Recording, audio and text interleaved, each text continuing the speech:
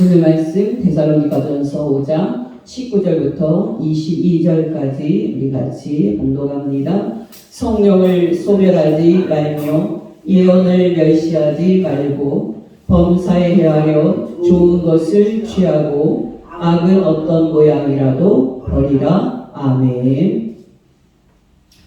예, 여러분, 그리스도인인 우리에게 필요한 자질이 여러 가지가 있을 겁니다. 근데 그 중에 하나가 무엇인지 아십니까? 바로 분별력입니다.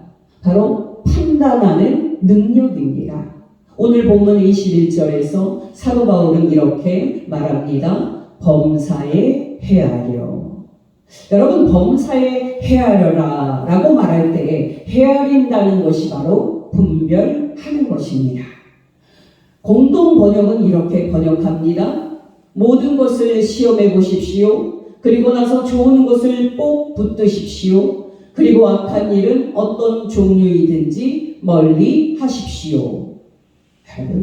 새 번역은 또 이렇게 번역을 합니다. 모든 것을 분간하고 좋은 것을 굳게 잡으십시오. 각가지 모양의 악을 멀리 하십시오. 마지막으로 현대인의 성경입니다. 모든 것을 잘 살펴 선한 것은 붙잡고 악한 것은 흉내도 내지 마십시오. 놀랍지 않습니까? 우리가 지금 여러 여건들을 통해서 확인을 해본 것처럼 우리 그리스도인에게 필요한 자질은 분별하는 것입니다. 정말 이 세상을 사는 우리 그리스도인에게 필요한 것은 모든 것을 시험해보고 모든 것을 테스트하는 능력입니다. 여러분, 단도직입적으로 말씀을 드려서 왜 한국교회가 끊임없이 쇠퇴하고 추락하고 있습니까? 왜 우리를 포함하여 한국교회 성도들이 끊임없이 영적으로 약해지고 있습니까? 바로 분별하지 않고 신앙생활을 했기 때문입니다. 여러분이 알다시피 한국 교회에서는 묻지 말고 무조건 믿는 것을 믿음으로 생각하는 경향이 강합니다.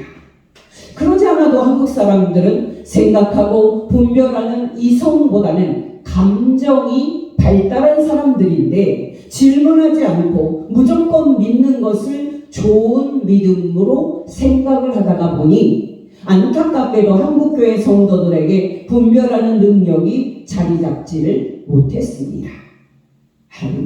지금까지 한국교회는 대략 140년이 되었는데요. 오늘 말씀대로 우리가 성경 말씀대로 모든 것을 시험해보고 모든 것을 분간했다면 한국교회가 지금처럼 이렇게 빠른 쇠퇴를 겪었을까 하는 아쉬움이 있습니다.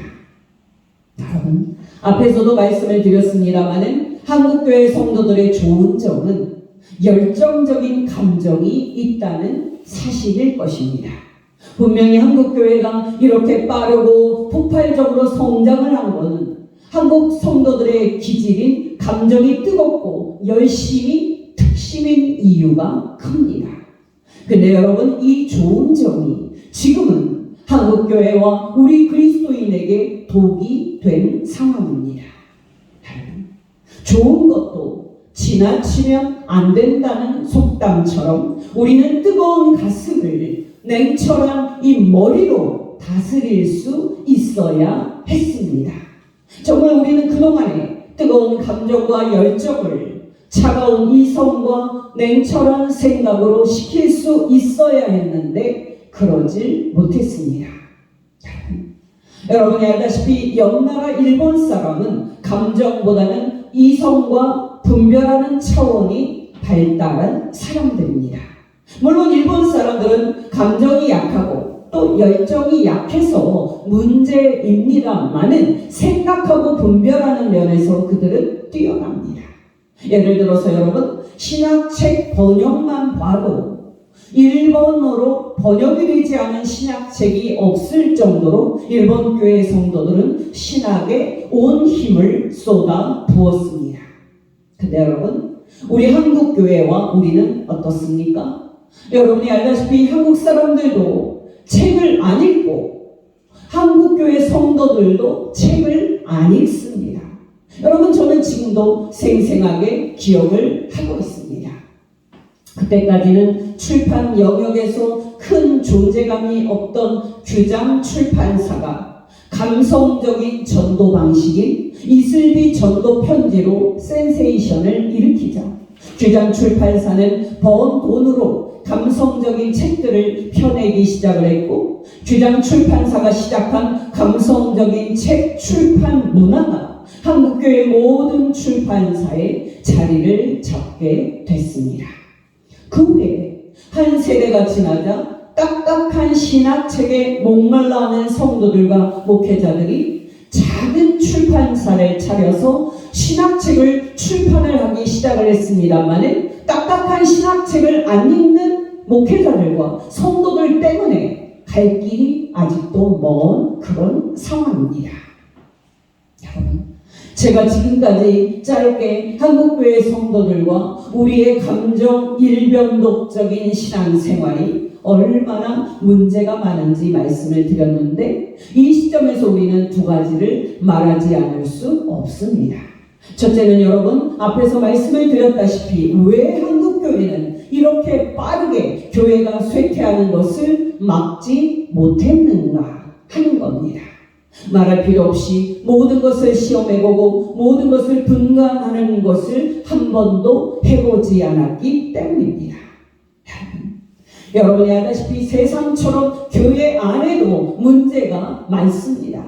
근데 여러분, 문제가 많은 것이 중요한 게 아니고요, 문제를 성경과 이성의 도움으로 해결하려고 하지 않았다는 것이 문제라는 사실입니다.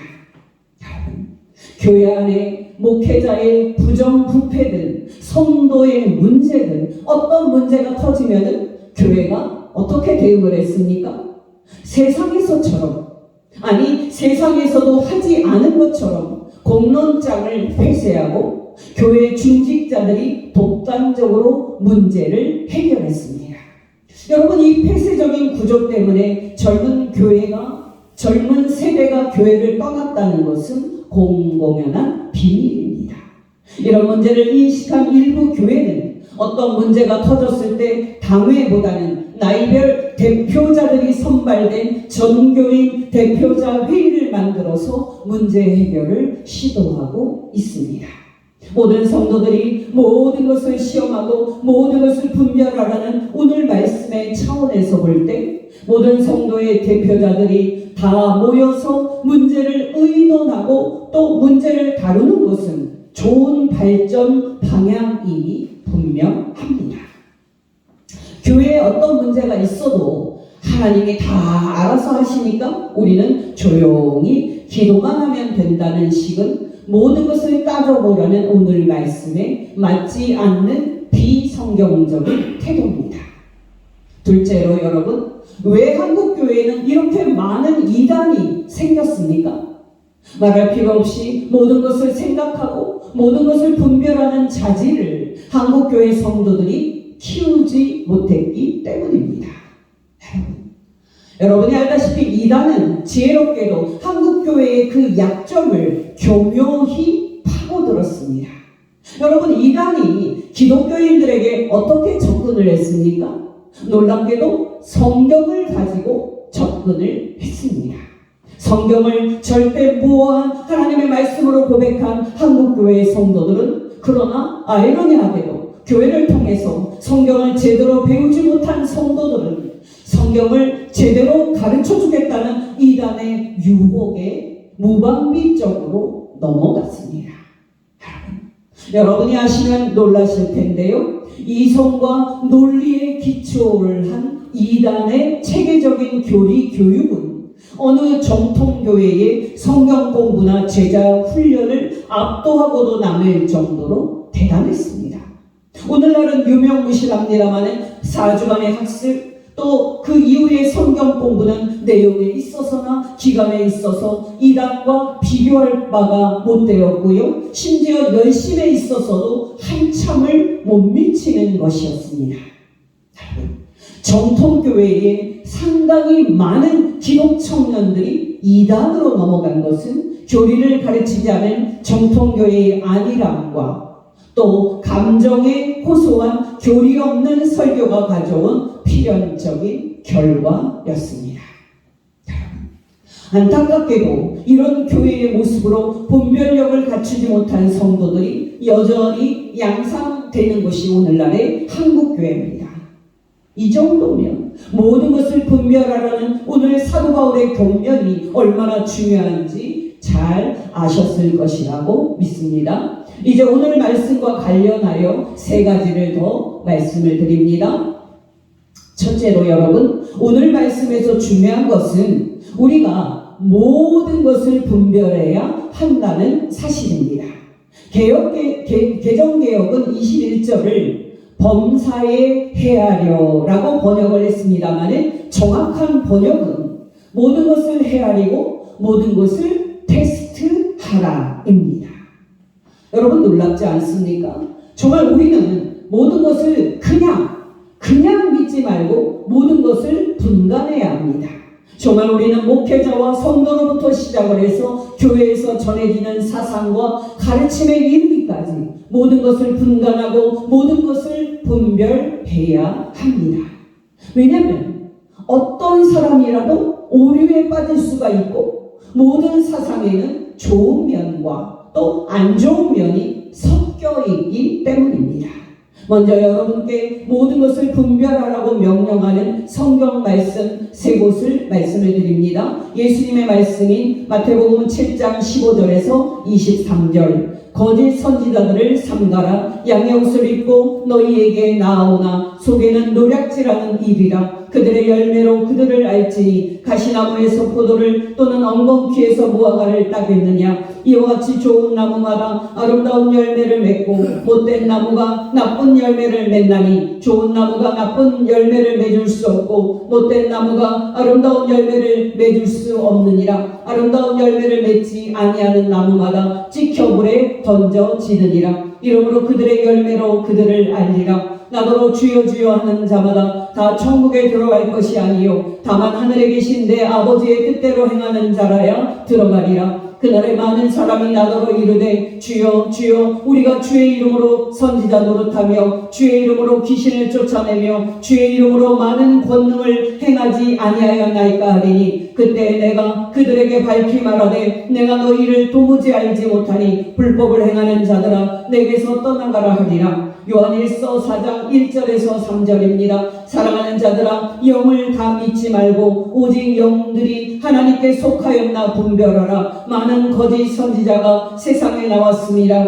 이로써 너희가 하나님의 영을 알지니 곧 예수 그리스도께서 육체로 오신 것을 시인하는 영마다 하나님께 속한 것이요 예수를 시인하지 아니하는 영마다 하나님께 속한 것이 아니니 이것이 곧 적그리스도의 영이니라. 오리라 한 말을 너희가 들었거니와 지금 벌써 세상에 있느니라. 고린도후서 10장 4절에서 6절. 우리의 싸우는 무기는 육신에 속한 것이 아니요 오직 어떤 견고한 진도 무너뜨리는 하나님의 능력이라. 모든 이론을 무너뜨리며 하나님 아는 것을 대적하여 높아진 것을 다 무너뜨리고 모든 생각을 사로잡아 그리스도에게 복종하게 하니 너희의 복종이 온전하게 될 때에 모든 복종하지 않는 것을 벌하려고 준비하는 중에 있노라. 여러분 놀랍지 않습니까? 여러분 기억하시기 바랍니다. 우리는 소위 좋은 목회자라고 소문난 목회자들이 하는 설교를 무비판적으로 받아들이는 경향이 있습니다만 그렇게 해서는 안 됩니다.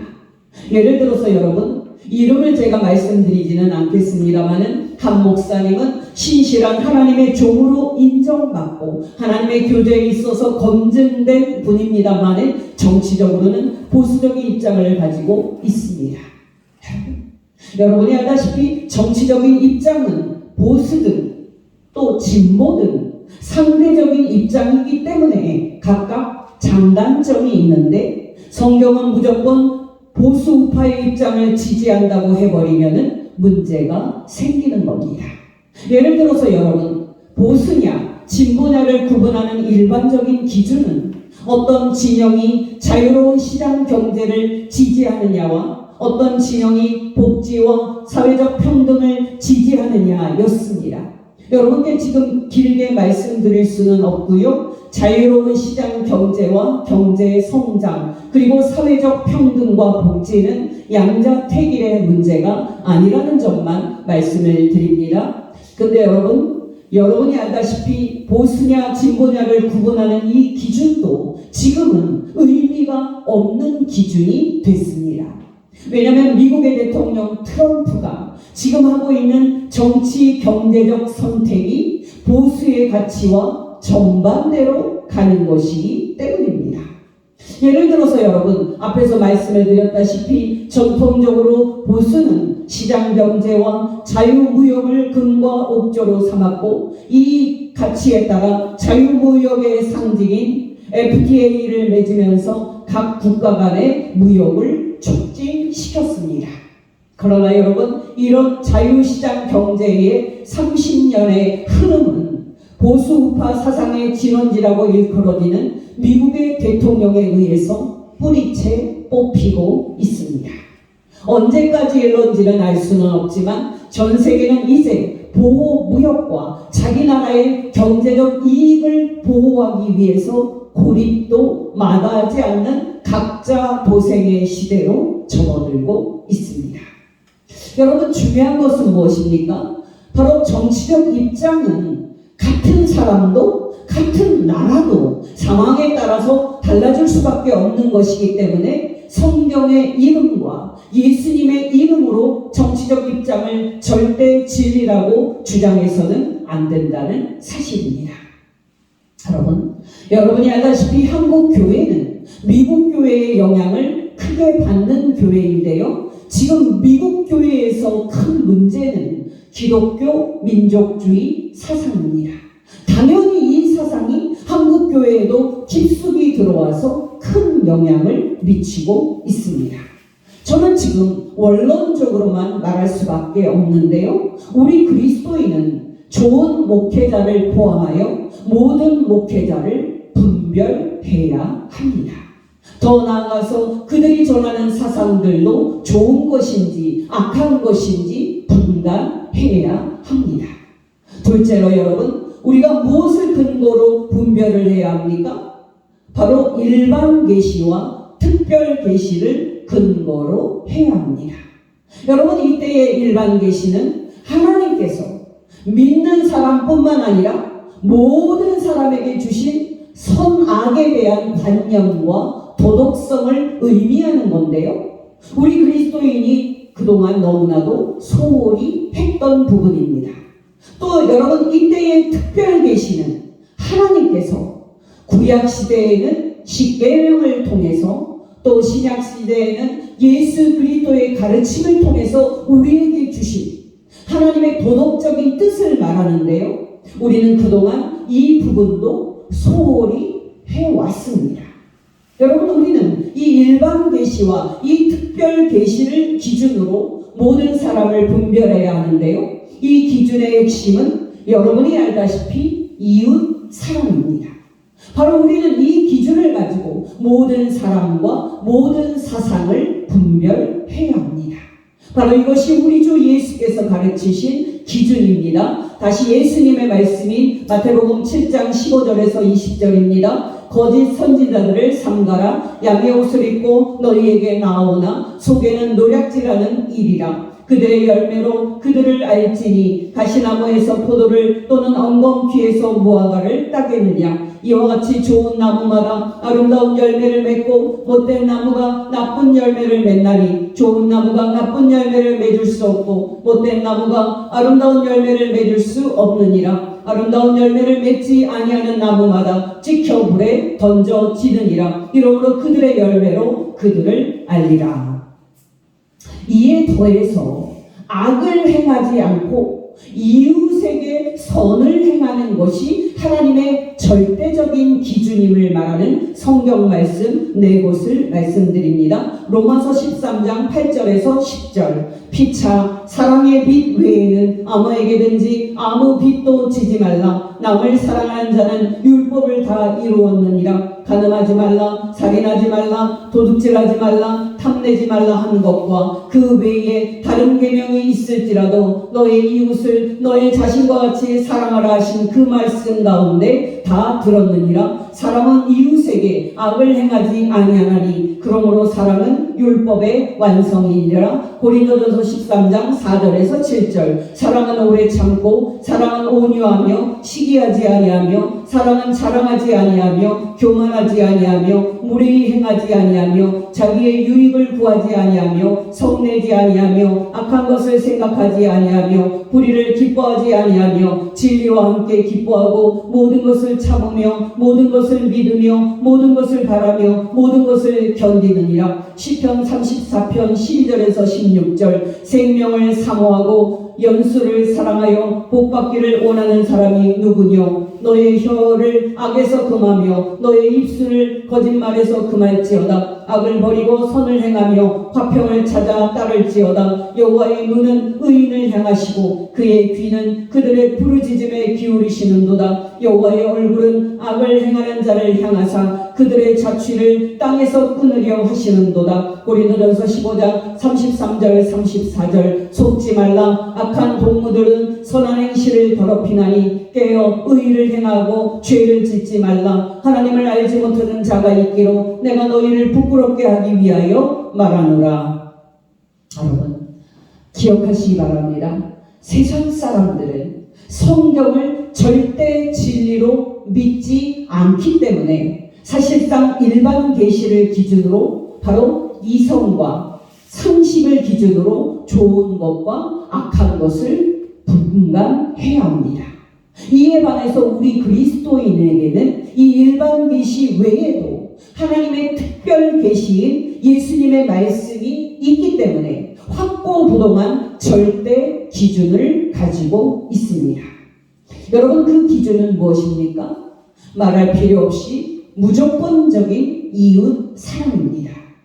근데 여러분, 근데도 예수님의 이름으로 사람을 인종과 민족으로 나누고 예수님의 이름으로 사람과 자비가 아닌 혐오와 증오를 퍼뜨리는 것이 오늘날 기독교인입니다. 여러분이 알다시피 지난해에 한강 작가가 노벨 문학상을 받았습니다. 여러분 왜 한강 작가가 노벨 평화상을 받았습니까? 노벨 문학상을 받았습니까? 바로 한국 현대사의 비극적인 사건들인 5.18과 제주 사상을 정면으로 다루면서 인간 안에 있는 두 본성을 다루었기 때문입니다. 여러분 그 두 본성이 무엇입니까? 바로 인간 안에 있는 무자비한 폭력성과 함께 인간 안에 있는 신비로운 불쌍히 여기는 연민의 마음입니다. 놀랍게도 한강 작가는 두 사건을 직접 겪은 사람들의 생생한 증언과 기록을 토대로 인간은 왜 이토록 잔인한지, 그러면서도 왜 인간은 이토록 아름다운지 질문을 하고 답을 찾았습니다. 여러분 저는 이 시간에 저와 여러분에게 묻고 싶습니다. 많은 사람들에게 당신은 어떻게 그렇게 아름다울 수 있습니까? 라는 탐복을 불러일으키는 사람인가? 아니면 당신은 어떻게 그토록 인간이 아닌 것처럼 잔인할 수 있습니까? 라는 탄식을 불러일으키는 사람인가? 여러분 기억하시기 바랍니다. 이웃사랑을 하는 것은 어떻게 말하든 이웃에게 폭력을 휘두르지 않는 것이고 이웃의 생존권과 기본권을 인정하는 겁니다. 바로 이것이 예수께서 산상수훈에서 하신 말씀입니다. 여러분 왜 하나님께서 매주 그 예수 그리스도의 심판 날까지 심판을 유예하시면서 안 믿는 이 세상 모든 사람의 생존권을 인정하시는데 왜 우리 그리스도인은 심판날이 되기 전에 가라지를 뽑아내고 마귀의 자식들을 뽑아내려고 하십니까? 더 나아가서는 폭력도 불사하려고 합니까? 절대 있을 수 없는 일입니다. 저와 여러분이 예수님의 말씀을 마음에 새기고 그대로 사는 복된 성도 되시기를 예수 이름으로 축원합니다. 마태복음 5장 43절에서 48절입니다. 또 너의 이웃을 사랑하고 너의 원수를 미워하라 하였다는 것을 너희가 들었으나 나는 너희에게 이르노니 너희 원수를 사랑하며 너희를 박해하는 자를 위하여 기도하라. 이같이 한즉 하늘에 계신 너희 아버지의 아들이 되리니 이는 하나님이 그 해를 악인과 선인에게 비추시며 비를 의로운 자와 불의한 자에게 내려주심이라. 너희가 너희를 사랑하는 자를 사랑하면 무슨 상이 있으리요? 세리도 이같이 아니하느냐? 또 너희가 너희 형제에게만 무난하면 남보다 더하는 것이 무엇이냐? 이방인들도 이같이 아니하느냐? 그러므로 하늘에 계신 너희 아버지의 온전하심과 같이 너희도 온전하라. 셋째로 여러분, 우리가 왜 모든 것을 분별해야 합니까?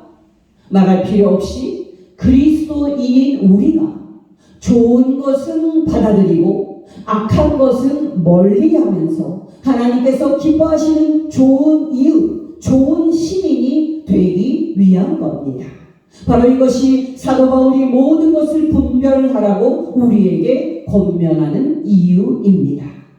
본문 21절 22절입니다. 범사에 헤아려 좋은 것을 취하고 악은 어떤 모양이라도 버리라. 여러분, 저는 오늘날 한국교회 성도들의 실패와 우리의 실패는 좋은 이웃과 좋은 시민이 되는데 실패한 것에 있다고 생각을 합니다. 여러분, 우리는 믿음 좋은 사람을 생각할 때 가장 먼저 교회에서 얼마나 열심히 신앙생활하고 헌금을 얼마 하는지 교회 생활의 관점에서 생각을 하는 그런 경향이 있습니다만은 믿음 좋은 것은 사실 그 사람의 성품의 변화와 삶의 열매로 확인을 하는 겁니다. 어떠십니까? 여러분은 한 달 한 달 지날수록 그리고 한 해 또 한 해 지날수록 여러분의 성품과 여러분의 삶에서 좋은 열매는 더욱더 많이 열리고 나쁜 열매는 더욱더 없어지고 있습니까? 여러분, 사실 우리 그리스도인이 힘써야 될 유일한 목표라면 우리 자신이 하나님께서 기뻐하시는 하나님의 사람과 하나님의 형상으로 변화가 돼서 선의 충만이신 예수님처럼 우리도 작은 예수가 되는 것이어야 합니다. 왜냐하면 우리는 죽음이 끝이 아님을 알고 있고 죽음 다음과 주 예수의 날에 우리가 예수 그리스도의 심판대와 하나님의 심판대 앞에 서서 우리가 어떻게 살았는지 이실 직고해야 함을 알기 때문입니다. 그러니 여러분이 남은 생애에 할 수 있는 한 최선을 다해서 좋은 것은 취하고 악한 것은 모양이라도 버리는데 힘쓰십시오. 그렇게 함으로 결국 좋은 이웃이 되고 좋은 시민이 돼서 사람들과 이 사회를 더 좋게 하는데 힘쓰십시오. 여러분이 그렇게 살면 이 땅에서 많은 사람들에게 행복을 줄 것이고 나중에는 성삼위 하나님께 칭찬받고 상을 받게 될 것입니다. 여러분이 알다시피 올해도 얼마 남지 않았습니다. 앞으로 몇 달 동안 우리 자신을 성찰하면서 좋은 것은 더욱더 많이 받아들이고 나쁜 것은 더욱더 멀리해서 하나님께서 기뻐하시고 사람들에게 유익을 주는 면에서 큰 성숙과 성장이 있기를 예수 이름으로 축원합니다. 기도하겠습니다.